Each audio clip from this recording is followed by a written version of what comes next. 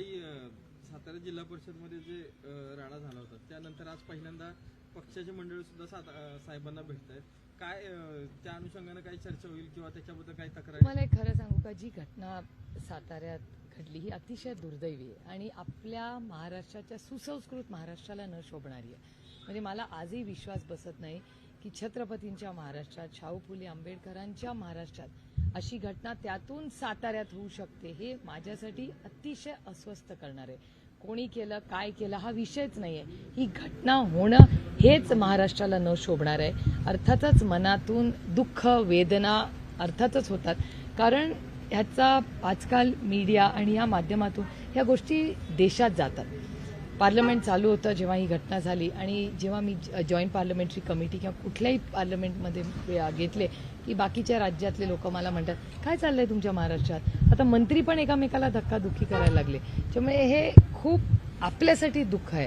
कोण सत्तेत आहे, कोण विरोधात ह्या विषयच नाही आहे. हा सुसंस्कृत महाराष्ट्रात अशा घटना कधीही झाल्या नाहीत. त्या होत्यात आणि त्याच साताऱ्यात झाल्यात.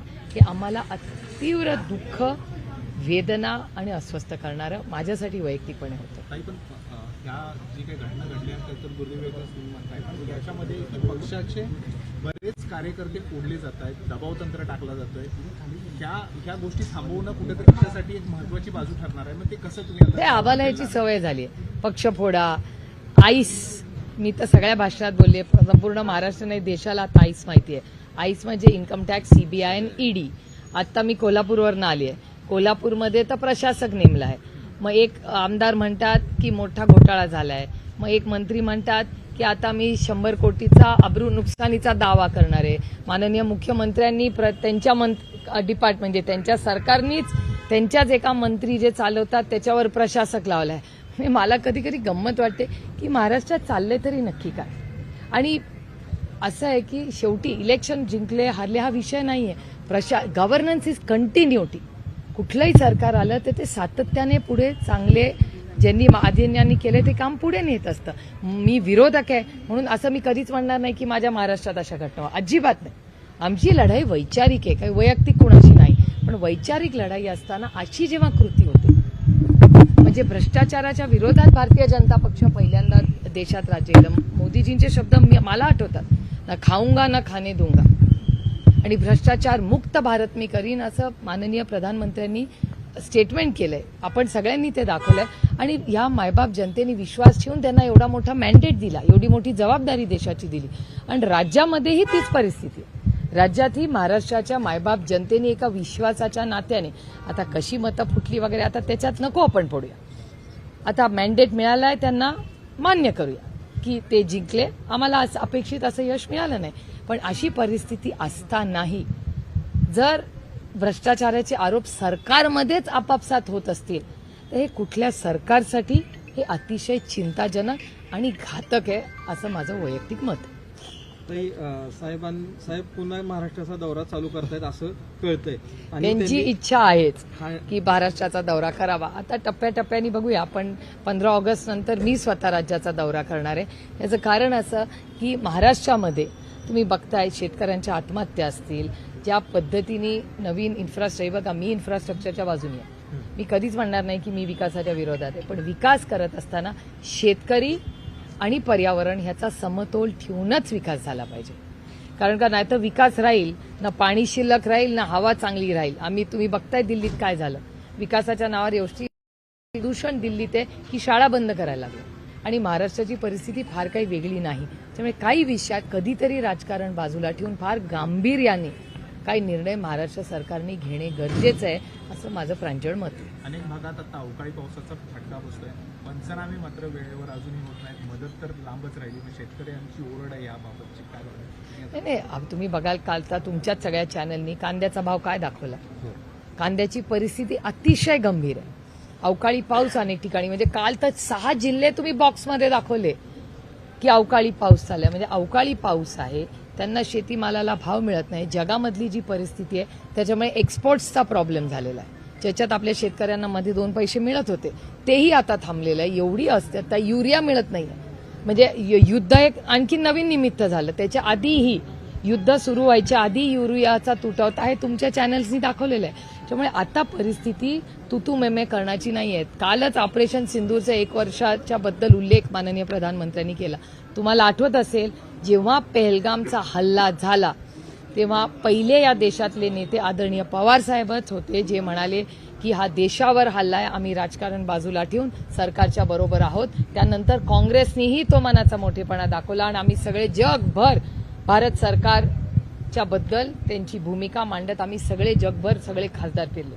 तेव्हा आम्ही पक्ष बघितला नाही, पहिला देश, त्याच्यानंतर राज्य, त्याच्यानंतर पक्ष आणि त्याच्यानंतर कुटुंब, ही भावना आम्ही ठेवली. तशीच या युद्धामध्ये मी पहिल्या दिवसापासून म्हणते की ऑल पार्टी मीटिंग बोलवा, विपक्षला कॉन्फिडन्समध्ये घ्या. कारण का ही परिस्थिती आणि आज जी ह्याची आर्थिक परिस्थिती देशाची पुढे ही अडचणीत येते. तुम्ही हळूहळू बघताय महागाई वाढली आहे का नाही, नोकऱ्या कमी होत आहेत की नाही, हा सगळा डेटा सांगतोय. अहो गुन्हेगारीमध्ये आज महाराष्ट्रात पुणे जिल्हा 1 नंबरला आहे. पुणे जिल्हा हा शिक्षणात सगळ्यात सुसंस्कृत, सगळ्यात पुढे. देशातून मुलं शिक्षणाला यायची की नाही पुण्याला, आज गुन्हेगारीत आम्ही नंबर 1 झालो. अहो त्या भागाची लोकप्रतिनिधी म्हणून काम करते. अस्वस्थ वाटतं, दुःख वाटतं. मी काय विरोधक म्हणून हे म्हणत नाही, पण कधीतरी त्या गोष्टीचं आम्ही सगळ्यांनीच आत्मचिंतन केलं पाहिजे की अरे बाबा सत्ताधाऱ्यांनो तुम्ही फिरताय, काही माझा विरोध नाही, लढाई करत राहू इलेक्शनमध्ये, पण जर पुणे जिल्हा हा देशामध्ये 5 नंबरला गुन्हेगारीत आणि संपूर्ण महाराष्ट्रात 1 नंबरला असेल ते चिंताजनक नाही का? ही टीका नाही आहे, वास्तव आहे या राज्याचं. आपल्या सगळ्या ज्या पद्धतीने शेतकऱ्यांची हानी होते, ते पंचनामे होत नाहीयेत, हा प्रश्न गंभीर नाहीये का? मग कधी याबद्दल महाराष्ट्र सरकार एकामेकाच्या मंत्र्यांवरच धक्काधुक्की करणार, नोटिसेस पाठवणार, प्रशासक लावणार, काही दुःख असलेल्या शेतकऱ्याचे अश्रू पुसायला कोण जाणार आहे?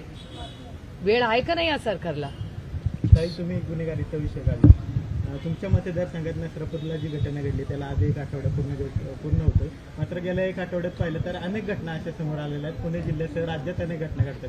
अजून सुद्धा सरकार ते रोखण्याची नसरापूरच्या बाबतीत पोलिसनी खूप यंत्रणा लावली. आम्ही माननीय मुख्यमंत्र्यांनीही आम्हाला सगळ्यांना, नसरापूरच्या सगळ्या नागरिक, संग्राम दादा थोपटे आणि मी, आम्ही सगळे जाऊन माननीय मुख्यमंत्र्यांनाही भेटून आलोय. त्यांनी आम्हाला शब्द दिलेला आहे की नसरापूरच्या बाबतीत ते स्वतः ती केस मॉनिटर करतील. त्याच्यामुळे आम्ही सांगून आलोय माननीय मुख्यमंत्र्यांना की ह्या बाबतीत आम्ही तुमच्यावर आणि पोलिसांवर विश्वास ठेवतोय, त्याच्यामुळे त्या विश्वासाला तडा जाऊ देऊ नका. आम्ही माणुसकीच्या नात्याने नसरापूरच्या केसमध्ये आम्ही सगळं राजकारण बाजूला ठेवून सरकारने आम्हाला न्याय द्यावा एवढी विनम्र विनंती आम्ही माननीय मुख्यमंत्र्यांना करून आलो. जय पवार यांनी म्हणले की 2029ची सुद्धा निवडणूक सुनेत्रा पवार बारामतीमधून लढतील आणि बारामतीकरांची इच्छा आहे की ते मुख्यमंत्री व्हावे.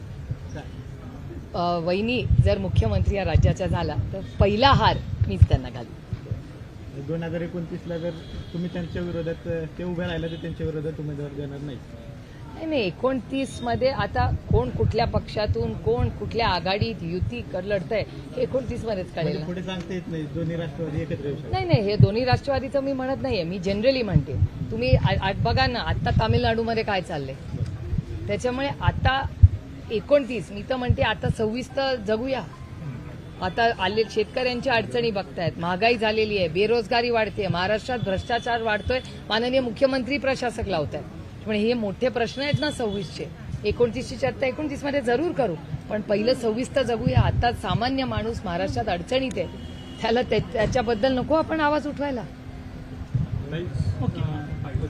महिलांच्या सुरक्षेवर आता प्रश्न चिन्ह उपस्थित होताना पाहायला मिळते. तुम्ही जर बघितलं लाडकी बहीण योजना सुरू केली, लाडकी सुरक्षा बहीण योजना चालू करावी अशी मागणी महिलांकडून होते. यावर काय? नाही, सुरक्षितता ही महिलांची आणि नागरिकांची दोन्हीही झालीच पाहिजे. नागरिकांना सुरक्षितता असणं हा त्यांचा मूलभूत अधिकार आहे. त्याच्यामुळे ज्या पद्धतीने आता हे सगळं वाढलेलं आहे कुठेतरी थांबलं पाहिजे. आणि मला महाराष्ट्राच्या पोलिसांचा सार्थ अभिमान, त्यामुळे त्या पोलिसाच्या वर्दीची भीती का नाही लोकांमध्ये आणि अधोरोखतो भीती का नाही वाटत आहे, लोक कसं काय असं वागतायत, ह्याचं सगळ्यांचं एक समाज म्हणून आपण सगळ्यांनी आत्मचिंतन केलं पाहिजे. आणि महाराष्ट्राच्या सरकारने एखादी केस जर तातडीने फाशीची शिक्षा, मी तर म्हणते पब्लिक प्लेसमध्ये तिथे कळू दे लोकांना की तू असा वयादासारखा वागलास, गलिच्छासारखा वागलास तर तुला चौकात आम्ही फाशी देणार आणि ती 15, 20 दिवस काय ते महिन्याभराच्या आत फास्ट ट्रॅक कोर्ट करून अशा नराधामांना पब्लिकमध्ये शिक्षा झाली पाहिजे.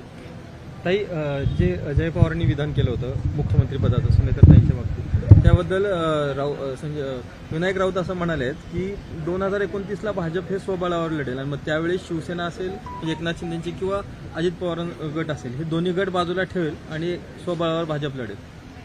माननीय अमित शहाजी स्वतः आले होते तेव्हा आपल्याला आठवत असेल की 6 वर्षापूर्वी माननीय अमित शहाजीच म्हणाले होते की काय मला असं ते म्हणले होते, आठवत आहे की आम्हाला आता कुबड्या नको असा शब्द त्यांनी तुमच्याच चॅनलवर वापरला होता. मी त्यांचं स्टेटमेंट आठवत आहे आणि आम्ही स्वबळावर लढणार असं माननीय अमित भाई शाहच तुमच्याच चॅनलवर मी पाहिलेलं आहे. त्याच्यामुळे त्यांच्या मनात जर तर असेल कदाचित तोच संदर्भ घेऊन राऊत साहेब बोलले असतील.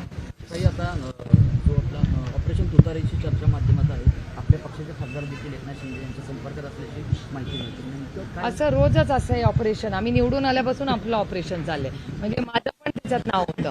त्याच्यामुळे गेली अनेक वर्ष ही चाललेली आहे. मी तुम्हाला सांगते आम्ही स्वाभिमानी मराठी माणसं. त्याच्यामुळे आणि हे बघा आमचे काय भानगड नाही ना, आपले काय इडापिडा काय प्रॉब्लेम. आम्ही तुमच्या सगळ्यांची सेवा करण्यासाठी या राज्यात करून या राज्यात चांगला बदल आणि अनेक वेळा सत्तेत किंवा विरोधात असले तरी कामं होतात, आमची तरी होतात. त्याच्यामुळे मला असं वाटतं की ह्या गोष्टी होत राहतील, तोडून फोडून या गोष्टी होतील, पण त्याच्यात काही गंमत नाही. मॅडम, अजून एक विषय सांगा ना. पोस्टाई संदर्भात तुम्हाला पहिले धन्यवाद, कारण तुम्ही ट्विटरवरती प्रश्न विचारून ज्योतिराजे शिंदे यांना प्रश्न विचारला, त्यामुळे त्या गोष्टीला थोडी गती मिळाली. पण अजून सुद्धा माणसांचे पैसे मिळालेले नाहीये. कुठले पैसे राहिले? सातारा ऑफिसमध्ये जो फ्रॉड झाला ना 2 दिवसापूर्वी विषय झाला होता, त्याच्याबद्दल तुम्ही मागे 8 दिवसापूर्वी किंवा 15 दिवसापूर्वी मी बोलते तर तो त्यामुळे थोडी चालना मिळाली, त्यामुळे थोडी गती झाली. मी बोलते पण त्याला